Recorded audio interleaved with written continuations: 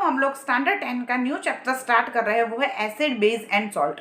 Acid, base, salt, ये तीनों word जो है वो बहुत कॉमन है आपके लिए। आप सुपरफिशियली 7th स्टैंडर्ड में सीख भी गए हैं कि what is acid, what is base and what is salt. ठीक है, तो आप लोगों को सुपरफिशियली जो इन्फॉर्मेशन है उससे हम लोग स्टार्ट करते हैं। तो एसिड जो है उसका टेस्ट कैसा है, खट्टा होता है। और लिटमस पेपर पे जब हम लोग एसिड की टेस्ट करेंगे तो वो ब्लू लिटमस पेपर को रेड में टर्न करता है, जबकि बेस जो होता है वो बिटर इन टेस्ट होता है, मतलब कड़वा होता है, और वो रेड लिटमस पेपर को ब्लू बनाता है। इंडिकेटर, इंडिकेटर किसको बोलते हैं? जो कलर चेंज करके हमको इंडिकेट करेंगे हमारा सॉल्यूशन जो है वो एसिड है या बेस है, उसको इंडिकेटर बोला जाता है। तो litmus is a natural indicator. Turmeric जो है वो भी एक ऐसा ही इंडिकेटर है। आपने कभी देखा होगा कि वाइट कपड़े पे कभी करी जो है, मतलब कि जो हम लोग सब्जी बनाते हैं उसमें हल्दी डालते हैं तो वो गिर जाए, तो जब हम लोग सोप उस पे लगाते हैं तो वो रेडिश ब्राउन कलर का होता है, और क्योंकि सोप जो है वो बेसिक इन नेचर होता है, तो कपड़े पे गिरने वाली हल्दी जो है वो ये सोप बेसिक नेचर के साथ रिएक्ट करके उसको ब्राउनिश कलर बना देता है, रेडिश ब्राउनिश। लेकिन जब हम उसको स्क्रब करके थोड़ा सा पानी डाल के निकाल देते हैं तो वो फिर से येलोइश कलर दे देता है और वो दाग भी निकल जाता है। तो इसका मतलब ये हुआ कि टर्मरिक जो है वो बेसिक मीडियम में कलर चेंज करता है रेडिश टू ब्राउन। तो उसने हमको इंडिकेट किया कि ये जो है उसमें करी जो है उसमें टर्मरिक प्रेजेंट है। तो ऐसे ही इंडिकेटर्स होते हैं जो डिफरेंट डिफरेंट कलर चेंज करके हमको इंडिकेट करते हैं कि हमारे पास जो सॉल्यूशन है उसमें एसिड है या बेस है। तो सिंथेटिक इंडिकेटर्स भी ऐसे आते हैं। सिंथेटिक मतलब जो लैब में बनाए जाए वैसे, उसका एग्जाम्पल है मिथाइल ऑरेंज एंड फिनोफ्थेलिन। तो ये भी एसिड बेस की टेस्ट करने के लिए यूज किया जाता है। अब दूसरी बात करते हैं लिटमस सॉल्यूशन। जो लिटमस सॉल्यूशन जो है वो पर्पल कलर की डाई होती है। वो लिकेन नाम का जो प्लांट है, जो थैलोफाइटा डिवीजन का प्लांट है, उसमें से निकाल के बनाई जाती है और वो कॉमनली इंडिकेटर के लिए जैसे यूज की जाती है। जब लिटमस सॉल्यूशन जो है वो एसिडिक भी नहीं होगा और बेसिक भी नहीं होगा, तब उसका कलर पर्पल होगा। बहुत सारे ऐसे नेचुरल मटेरियल दूसरे भी है जिसको हम एज ए इंडिकेटर यूज करते हैं, जैसे red cabbage leaves, turmeric, colored petals of flowers such as hydrogyna, oputina, geranium। ऐसे फ्लावर्स के जो पेटल्स है वो भी एज ए इंडिकेटर यूज किए जाते हैं, which indicate the presence of acid and base in the solutions. और ऐसे इंडिकेटर को हम लोग सिंपली इंडिकेटर्स भी बोलते हैं। अब इंडिकेटर की definition, the indicators tell us the substance is acidic और basic by colour change in colour. ठीक है, तो उसको हम लोग जनरली इंडिकेटर्स बोलते हैं। These are the some substance whose order change in acid and basic medium. बहुत सारे इंडिकेटर्स ऐसे भी है जो सिर्फ कलर चेंज नहीं दिखाते, स्मेल का चेंज दिखाते हैं। ऑर्डर मतलब स्मेल, अगर कलर चेंज करता है तो उसको हम लोग जनरल इंडिकेटर्स बोलते हैं। लेकिन जो स्मेल चेंज करता है एसिड बेस की प्रेजेंस की वजह से, उसको हम लोग इंडिकेटर तो बोलते हैं, लेकिन कैसे बोलते हैं? ऑफ्लैक्टरी इंडिकेटर। याद रखना, जो ऑर्डर स्मेल से एसिड और बेस है कि नहीं प्रेजेंट सॉल्यूशन में वो दिखाए तो उसको हम लोग ऑफ्लैक्टरी इंडिकेटर्स बोलते हैं। इसका एग्जांपल है वेनिला, ऑनियन एंड क्लोव, वो सारे जो है वो ऑफ्लैक्टरी इंडिकेटर्स है। अब एसिड और बेस जो है वो मेटल के साथ कैसे रिएक्ट करते हैं उसके लिए हम लोग एक्टिविटी करेंगे। तो take a 5 ml of dilute sulphuric acid in a test tube and add a few pieces of zinc granule. अब डाइल्यूट सल्फ्यूरिक एसिड हम लोगों ने टेस्ट ट्यूब में लिया और उसमें जिंक मेटल के ग्रेन्यूल्स डाले, तो आप क्या ऑब्जर्व करोगे वो आपको दिखना है। तो pass the gas being evolve through the soap solution, और जो गैस जो है वो निकलेगा वो सोप सॉल्यूशन में से आप उसको पास करोगे। And why the bubbles are formed in a soap solution, क्यों बबल उसमें बने? बर्निंग कैंडल जो है उसके पास रखी जाएगी तो बबल के पास, तो क्या होगा? और यही एक्टिविटी हमको CH3COOH मतलब उसको एसिटिक एसिड बोला जाता है, HCl मतलब हाइड्रोक्लोरिक एसिड, और HNO3 मतलब नाइट्रिक एसिड। ये एसिड के नाम आपको याद रखने हैं, तो उसके साथ भी हमको ये वाली एक्टिविटी जो है करनी है। अब देखो जो एक्टिविटी बोली गई उसके देखो यहाँ पे फिगर दी गई है, स्क्रीन पे आपको दिख रही है। तो एक टेस्ट ट्यूब में डाइल्यूट सल्फ्यूरिक एसिड लिया है, जिंक ग्रेन्यूल्स डाले हैं, उसमें से जो डिलीवरी ट्यूब है तो देखो आप वहाँ से बबल निकल रहे हैं। सोप सॉल्यूशन में से जब हमने पास किया तो बबल निकल रहे हैं, और जब हाइड्रोजन गैस रखा तो क्या होगा? पॉपअप साउंड करेगा। पॉपअप मतलब ऐसे जैसे हम लोग मकई के दाने में से पॉपकॉर्न्स बनाते हैं तो जो साउंड आता है ना उसको हम लोग पॉप अप साउंड्स बोलते हैं। तो ऐसा साउंड आएगा जब कैंडल्स रखी जाएगी तो क्यों होगा वो? क्योंकि हाइड्रोजन गैस जो इस टाइम पे इवॉल्व हुआ है उसका बर्निंग होगा, इसकी वजह से ये पॉप अप साउंड आता है।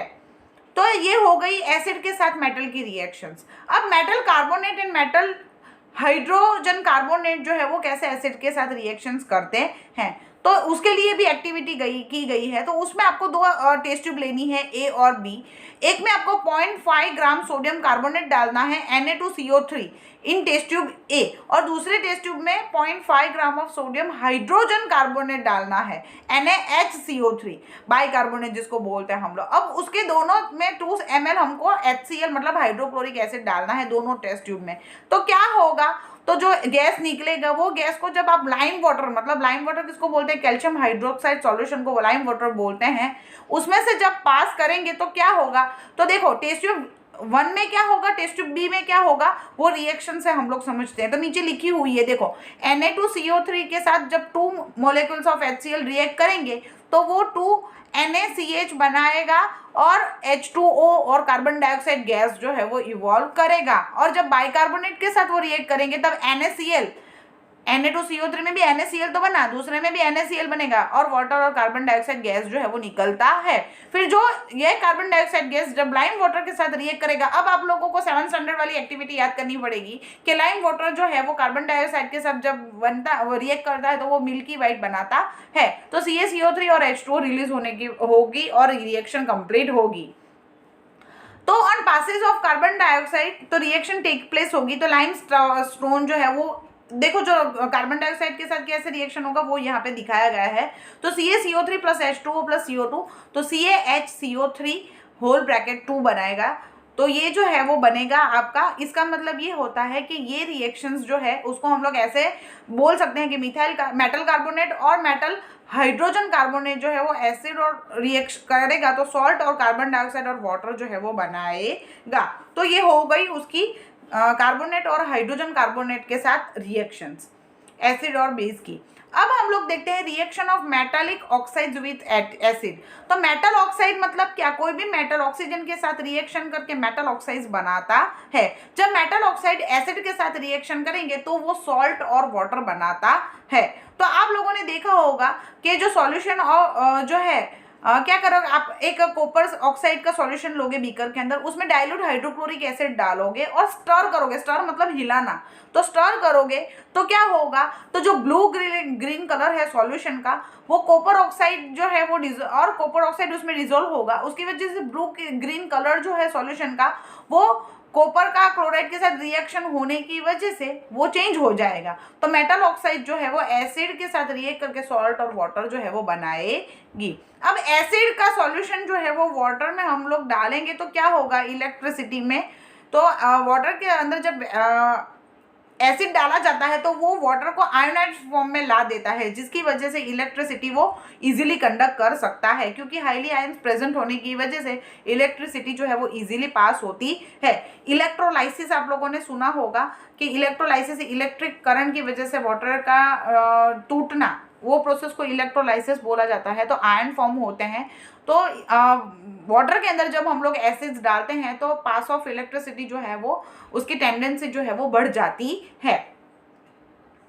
तो क्या होगा, देखो जब वाटर जो है उसमें HCl डाला गया है, सल्फ्यूरिक एसिड डाला गया है, तो bulb will start glowing in case of acid, but we observe that the glucose and alcohol solution do not conduct the electricity. मतलब जब हम लोगों ने एसिड डालेंगे तो बल्ब जो है वो ग्लो होगा, और जब हम लोग दूसरा ग्लूकोज या अल्कोहल डालेंगे तो बल्ब जो है वो ग्लो नहीं होगा। इसका मतलब कि एसिड जो है वो इलेक्ट्रिसिटी पास करता है, ठीक है।